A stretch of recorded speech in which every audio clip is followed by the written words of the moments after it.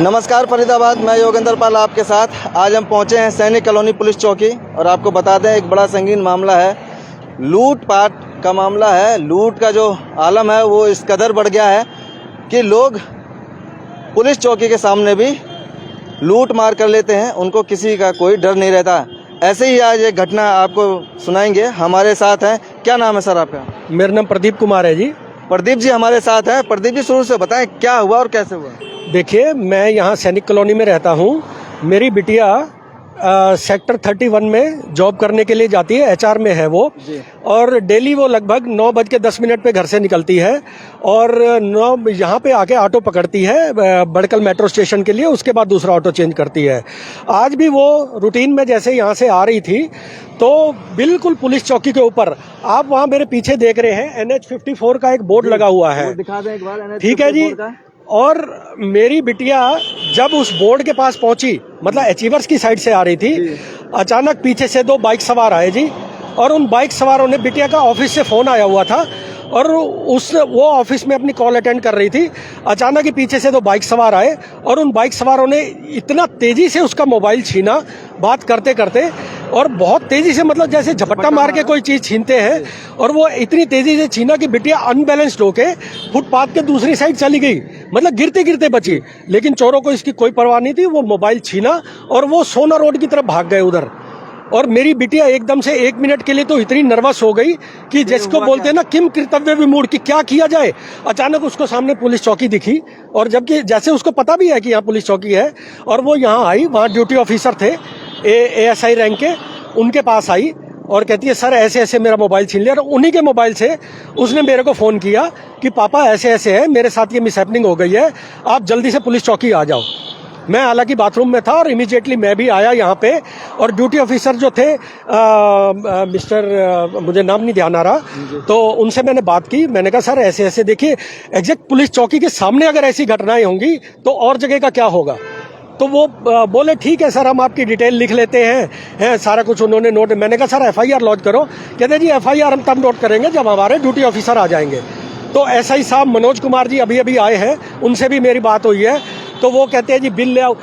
3 साल पुराना सर बिटिया का मोबाइल है, ठीक है जी। अब मैंने 1.5 साल पहले NIT से घर यहाँ पे शिफ्ट किया है, मुझे नहीं पता कि वो बिल वगैरह कहाँ पड़े हैं। अब मैं बिल डिटेल कहाँ से लाऊं। सवाल सर फोन की रिकवरी का भी नहीं है कि फोन रिकवर हो ना हो, लेकिन ये जो झपटमारी की घटना हुई है उस वारदात का है। कल को ऐसा कुछ और किसी के साथ भी हो सकता है सेम हमारे साथ भी हो। भाई सेम चोर तो दोबारा आएंगे नहीं, चोरों के तो अलग अलग गैंग बने हुए हैं। क्या पता कोई दूसरे टाइप का, तो वो हैंडबैग भी लेके जाती है, कैश वैश भी होता है उसमें, है बच्चों के कई सामान होते हैं। कल को कोई हैंडबैग यहाँ से निकाले, शोल्डर्स उसके और गिरा दे, धक्का मार दे, कुछ हो जाए, सिर फट जाए, है पुलिस वाले तो FIR ही लॉन्च करेंगे ना।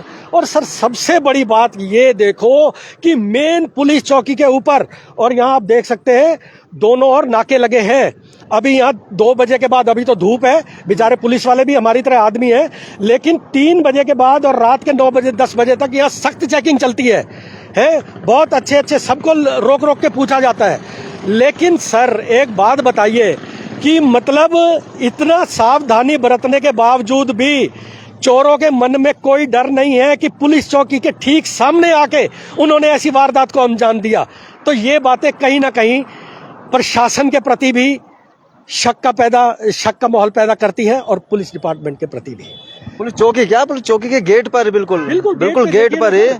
10 मिनट 10 कदम पे उन्होंने फोन छीना है मेरी बिटिया का, बिल्कुल 10 कदम के दूर है। तो ये बताइए, अगर पुलिस चौकी के समीप भी कोई अपने आप को सिक्योर नहीं रख सकता तो पूरे फरीदाबाद में या पूरे शहर में और कहाँ पे बंदा सिक्योर होगा। और दूसरी बात, मेरी बिटिया शाम को 7:30 बजे आती है वहां से।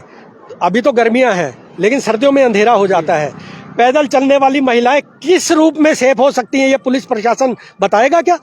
है क्या पता, ऐसे आज उन्होंने सामान उठाया, कल को ये बच्चों को भी उठा सकते हैं, इसका मतलब है महिलाओं का भी अपहरण कर सकते हैं। और ये जगह है भी ऐसी सेंसिटिव, पूरे फरीदाबाद का ये एंड पॉइंट है, कटा हुआ एरिया है बिल्कुल फरीदाबाद का, ठीक है ना जी। यहाँ पे, और यहाँ से सीधे ऐसे इतनी स्पीडली वाहन जाते हैं यहाँ पे, है कल को आज ये घटना हुई है, कल को ये तो महिलाओं बच्चों का भी अपहरण कर सकते हैं। तो कौन रिस्पॉन्सिबल है इसके लिए? कौन? ये कोई छोटी बड़ी बात नहीं है। अगर उसने चेन पहन रखी होती या कुछ और होता और वो पकड़ के उसे खींचते और उसमें गिर जाती, हो सकता है कि सिर में कोई पत्थर लग जाए, कोई चोट लग जाए। कई बार ऐसा होता है कि अंदरूनी चोटें लग जाती हैं जिससे जान तक चली जाती है, तो उसकी जिम्मेदारी किसकी है? देखिए सर, जिम्मेवारी तो प्रशासन ही तय करेगा ना किसकी है। बट हमारा बंदा तो उसको तो हार्म हो गया ना, उसको तो चोट लगेगी ना सर। वो तो गिर गया। मैं तो ये भगवान का शुक्र मना रहा हूँ। मैंने कहा बिटिया अच्छा हुआ तुमने ढीले हाथ से मोबाइल पकड़ रखा था। अगर तुम, कई बार आपने देखा है पीछे कई घटनाएं हुई हैं कि महिलाएं या पुरुष वो भी चोरों से भिड़ जाते हैं, स्नेचर से भिड़ जाते हैं और उनका क्या अंजाम होता है, भाई सिर भी फट जाते हैं। कई बार ऐसी घटनाएं हो जाती हैं। मैंने कहा बेटा कोई बात नहीं, भगवान का शुक्र है 8-10 हजार का मोबाइल गया, मोबाइल नया आ जाएगा, शुक्र है तुम्हारी जान बच गई। बट सर वो इतनी नर्वस है, इतना रोए जा रही है, वो ऑफिस भी नहीं जा रही। इनफैक्ट वो अपने बॉस को फोन भी नहीं कर पा रही डर के मारे हैं। मैंने कहा कोई बात नहीं बेटा, आप घर पे बैठो, भगवान सब अच्छा करेगा। बट सर ओवरऑल जो हुआ है गलत हुआ है और पुलिस चौकी के सामने, और ये ऐसा दोबारा नहीं होना चाहिए। मेरी ये प्रशासन से गुहार है। तो आपको क्या लगता है ये जो लोग थे, 2 लोग जो आप बता रहे हैं, तो वो कैसे किधर से आए और कोई पहले से ही प्लानिंग थी? देखिए सर, देखिए था तो प्री प्लान इनका, ये प्री प्लान करके आए थे। और मेरे को ये भी शक है वो मेरी बिटिया की रेकी कर रहे थे। मेरी बिटिया 1 साल से जॉब पे जा रही है, बिल्कुल यही टाइम होता है, 9:10 पे घर से निकलती है, 9:20 पे यहाँ से ऑटो पकड़ती है सर। वो पैदल का 5 मिनट 7 मिनट का वॉकिंग डिस्टेंस है सर, है। और इसका मतलब कोई रेकी कर रहा था, वो अचीवर्स की साइड से आए, इसका मतलब वो उसको वहां से फॉलो कर रहे थे, है। और वहां से फॉलो करते करते बिल्कुल यहाँ पे टी पॉइंट से पहले आके इन्होंने उसका फोन छीना, जो कि पुलिस चौकी के बिल्कुल सामने है। यहाँ पे पुलिसमैन कई बार यहाँ पे बैठे रहते हैं, चाय पीते रहते हैं। हालांकि दिन में कई बार नाका नहीं लगा होता है, लेकिन चाय पीते रहते, घूमते रहते हैं। लेकिन आज बाई चांस कोई नहीं था। हम इसमें पुलिस प्रशासन को दोष नहीं दे रहे कि क्यों कोई नहीं था, लेकिन पुलिस स्टेशन पे पुलिस की नाक के नीचे एकदम से इतनी बड़ी घटना का हो जाना कहीं ना कहीं पे प्रशासन पे सवालिया निशान जरूर लगाता है सर।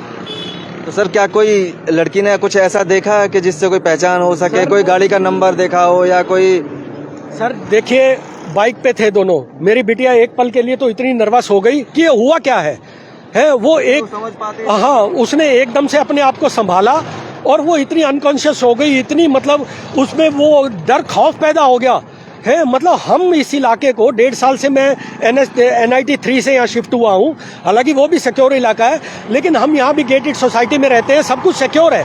और वो ऐसे समझती थी कि पापा रात को यहाँ पे हम 10 बजे भी आ जाए ना तो भी सिक्योर है। और ये दिन दहाड़े ऐसी घटना का होना, ये कहीं ना कहीं पुलिस प्रशासन में भय पैदा करता है, बहुत ज्यादा भय पैदा करता है। और वो अभी तक भी घर बैठ के रो रही है।